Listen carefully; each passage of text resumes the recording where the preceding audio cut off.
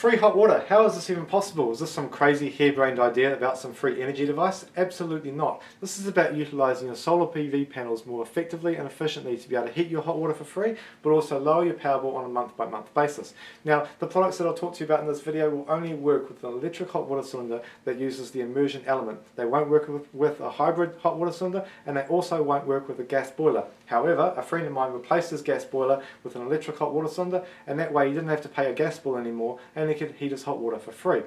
Now, if you've got an electric hot water cylinder, you'll know that a large portion of your power bill is taken up by heating that hot water for the showers and for the baths and for all the other bits and pieces that you do on a day-to-day basis. So you can only imagine that if you removed that from your power bill, you'll have a great savings each month. And over the year, you have a very big savings, and it's one of the quickest ways to be able to pay off your solar installation is by saving that amount of money and not paying to heat your hot water and to maximize how much power your solar panels are producing. So you might ask, how do you do that? Well, there's kind of two ways. And what I did was I went down the timer approach first, and then I moved on to this next approach. So what I'll do is I'll quickly show you these two things, these two systems. Now, first of all, there's two ideas. There's the timer.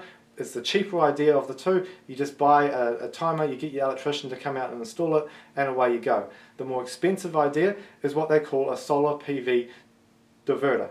So let's have a look at these two options in more detail, and let's start with the timer.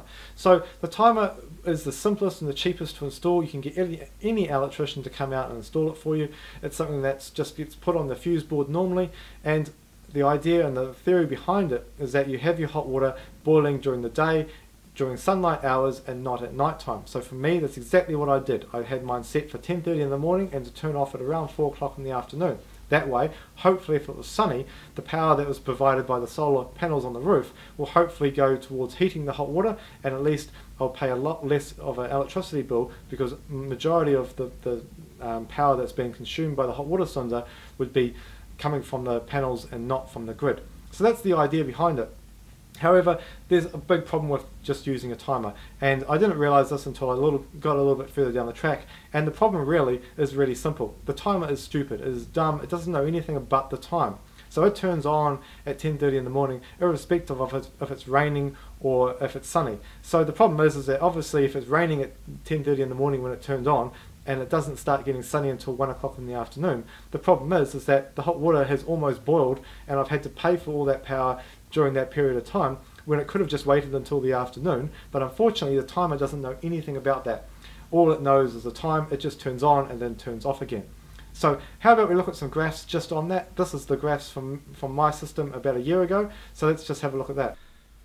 So just quickly going over these, what you'll see is the blue is the house load. You'll see easily when the hot water cylinder turns on at 10:30, that big spike in power usage for a long period of time, for about 3 or 4 hours. The yellow is the sun, the amount of power that we're producing from our solar panels. And as you can see in this graph, when the sun dropped off about halfway through the day, it dropped off in 2 periods. Obviously the hot water cylinder just kept going as normal, and we had to buy power during that period of time. The hot water cylinder boiled after that 4 hours, and then you can see those other 2 big spikes in the afternoon, and that's because the hot water cylinder reboiled at, twice in the afternoon. So if we jump to the next graph, what you'll see on here is a different day, and you'll see again the hot water cylinder turned on at 10:30 in the morning. It jumped on for a long period of time. We ended up buying the difference between the top of the blue line and that faded yellow line behind it. All that was the difference, and that's the amount of power that we ended up buying from the grid. And in that time period, we ended up buying 4.2 kilowatts from the grid. The majority of that was to heat the hot water cylinder. Now, if we look at this other graph, you'll see a very similar situation. It was nice and sunny, however, in the morning on this one, which was good. It got to 10:30 in the morning. We almost covered a majority of the hot water cylinder load, or it boiling, by the solar. But you'll see again at about 12 o'clock in the midday, there was a big drop off, some clouds and other bits and pieces, and you'll see that the solar dropped off, but the hot water cylinder kept going. And then again in the afternoon, we had that big spike when obviously it was cloudy and there wasn't any sun. On that day, we ended up buying 2.5 kilowatts of power from the grid, and we exported 5.7. So it's absolutely pointless buying power to then resell power at different points of the day. And this is why this system is so inefficient. Again, let's have a look at this next one. This day, exactly what I talked about in the first part of this, really rainy in the morning or cloudy in the morning. We had a couple of better spots mid-morning, but then it was all sunny in the afternoon. So unfortunately the hot water cylinder turned on in the morning and not in the afternoon. If we could only move that to the other period of time. So we ended up buying 5.9 kilowatts in that period of time, and we ended up exporting 4.8. So we ended up buying power to only resell it back to the grid at such a small amount of money, but we purchased it from the power companies at a much higher rate. And lastly on this, you'll see that on this one, exactly the same situation. We were almost the same situation. We had a nice sunny period in the morning. We ended up having to still buy power. There was a couple of cloudy spots, but again, we still had to buy power to heat the hot water on that period.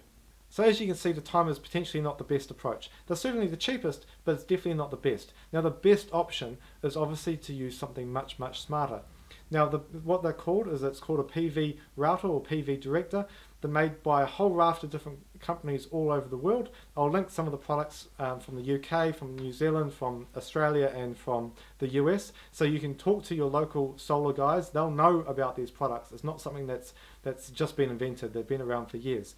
But it's a much, much smarter system to direct the power that you're using from your solar panels towards your hot water cylinder as a first source before exporting it. So let's answer some questions about how they work. The next simplest way to look at it is actually compare the graphs to the last graphs. So I've built my own power diverter, or a PV router, and I built this about a year ago. And the good thing about this is I've had it running for the last year. Part 2 of this video is actually going to be the DIY build on how I did it, some questions far more in depth. But this video is obviously just a summary on all those types of things and of the products you can just buy off the shelf. So if you're not a DIYer, you can just buy these products, get an electrician to install them, and it just works. So if we have a look at some graphs from my solar PV router, you'll see the massive difference and what the changes and how you can actually really get those savings and how you can have free hot water. So looking at this first graph, what you'll see, a complete contrast to the other ones. In this one here, the blue tracks the amount of sun that is from the solar panels that's being produced throughout the day. So what you'll see is that it pretty much tracks the whole time. And as soon as it becomes sunny, the hot water cylinder gets more power and the whole house uses more power, but only all that power is coming from the solar panels and we're not buying it from the grid. As you see, that day we used 0.5 from the grid, but we exported 0.8. We used all that power, 97%, directly from the solar panels and not from the grid. Look at this next graph. What you'll see here, this is a really good example of how the PV director or PV router works. You'll see that as the sun comes up, and we have those spikes in the clouds and bits and pieces, as the sun comes up, the power gets directed towards the hot water cylinder, and the amount of power changes continuously. And as soon as it gets cloudy again, the power stops going to the hot water cylinder and we use less power. And then as soon as it becomes sunny again, all that power goes back. Now, as you'll see, the blue kind of reaches a peak, and that's mainly because the element in the hot water cylinder is only, say, for example, 2,000 watts. So if you produce more than 2,000 watts from the solar panels on the roof, or 2,500 watts, then that bit of power gets exported back to the grid. But as you can see, the hot water cylinder pretty much was boiled by 3:30. They had that small drop off, and then someone had a shower, and then we started boiling water again for a little bit more in the afternoon. But on this, we used direct 94% power. We exported still on that day 2.7, and we only purchased 0.6 kilowatts from the grid throughout that whole day. Next graph, very quickly, beautiful curve on there. So that way it was a nice sunny day. As you can see on this, again, the blue tracked the sun going up, and as the sun reached its peak, this I think was in the winter months, the hot water cylinder was boiled. You can see it drop off. It started boiling again a couple of hours or an hour or so later, and then it dropped off again. And we only ever heated the hot water by using the solar power that we're producing. Again, this was 22 kilowatts, 86% direct. Another day, this was a wet day, kind of shows you what it's like on a wet day. Again, as soon as the sun comes out, it uses that power and sends it to the hot water cylinder. And you can see that throughout the day, it tracks the hot water, and away it goes. You'll see that we only imported 1 kilowatt throughout that whole day. We still exported a very small amount. That's just a bit of margin, or area of margin, but it was still a really good day for the power diverter. As you can see, day 5, or graph 5, it was a nice sunny day again, 22.8 kilowatts. We used 96% direct towards the hot water and running the house. So that's really, really good. We only ever used 0.8 kilowatts, well, that's how much power we used from the grid in the same period of time, and we exported 0.8. So what that means is that all that power that we're producing from our solar panels is being used internally in the house by heating our water and running the house. We're only heating our hot water with the solar power that we're producing, and we're heating it for free. That means we're not buying any power from the grid to heat our hot water cylinder. On those cloudy days, and this is a good question, what happens if it's raining and there's no sun, or if it's a miserable day? Well, what happens is that you normally have a period of time, for example 6 o'clock in the afternoon. If the hot water hasn't boiled by 6 o'clock, or if there hasn't been enough power sent to the hot water cylinder by a set period of time, or by 6 o'clock for example, then turn the hot water on, irrespective of if it's sunny or not. And obviously you have to do that, otherwise you would have cold showers. Now there's some ideas around some really smart systems, which is also look at the solar, but also if the next day is sunny, then don't turn the hot water cylinder on. There's actually enough hot water in there.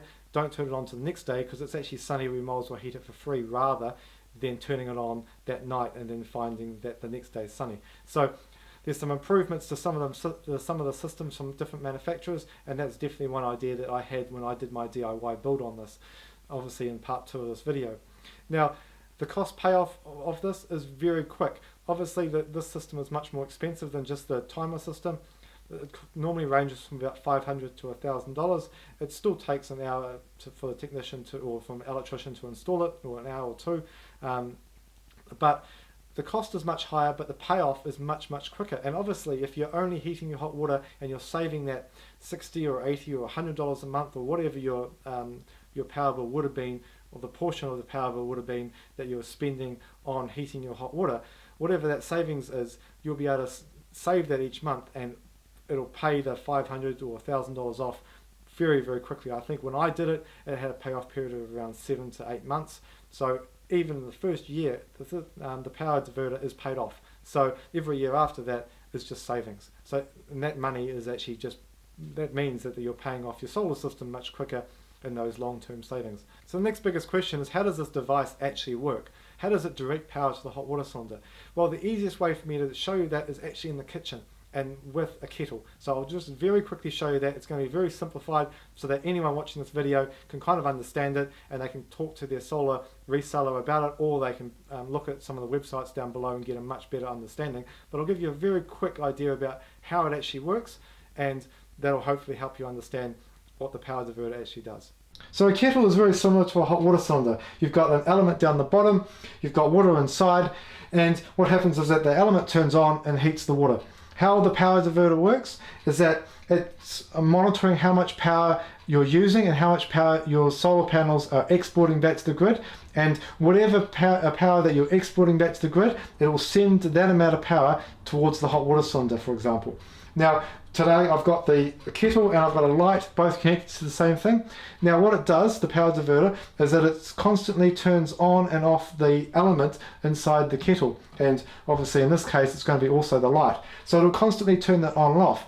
Now what it does is it does that very rapidly, and what it means is that the faster you turn something on and off, the more power is still going to get through to it. If you turn something on and off slower, there's a longer period between the on and the off, and there'll be less power gone towards the kettle. So for example, if we just look at that now, if we turn the kettle on and off, and then on and then off, you can hear it starting to boil, but it's going to take a long time if we obviously keep turning it on and off. And that's exactly the same way as the power diverter works. So if, for example, let's just say the sun just came out and we're producing lots of power, then what happens is that this happens much, much quicker.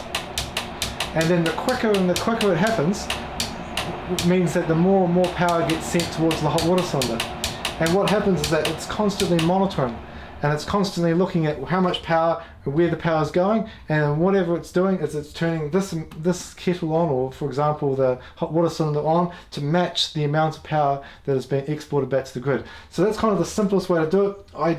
If I did this video a year ago, I could actually show you with all the circuits and bits and pieces out on the table, but obviously I haven't. But this is a good way to understand how the power diverter works, and it's really, really simple. It's just a switch that gets turned rapidly on and off, and this is exactly why that you can't do it with a heat pump and you can't do it with anything else. It has to be just an element. An element can be turned on and off, but a heat pump can't be. So hopefully that helps you guys understand what a power diverter does. Obviously it's much better than a timer. If you haven't got one, look into it. It definitely makes some sense. The other key thing to think about when getting a power diverter is that the other great benefit of it is that if you've got multiple hot water cylinders, then you can have it going to both. For example, you could have, some of them have support up to 6 different loads. For example, you could have a hot water cylinder upstairs, a hot water cylinder downstairs, and a spa pool or something else with an element.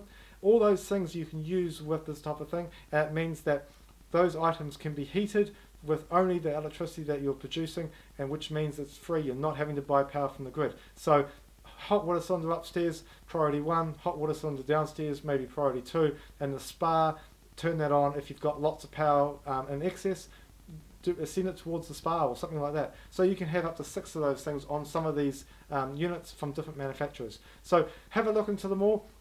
Part 2 of this video is going to be details around my DIY build. As I said, I've been running it for the last year and it's worked really well. Massive savings, obviously.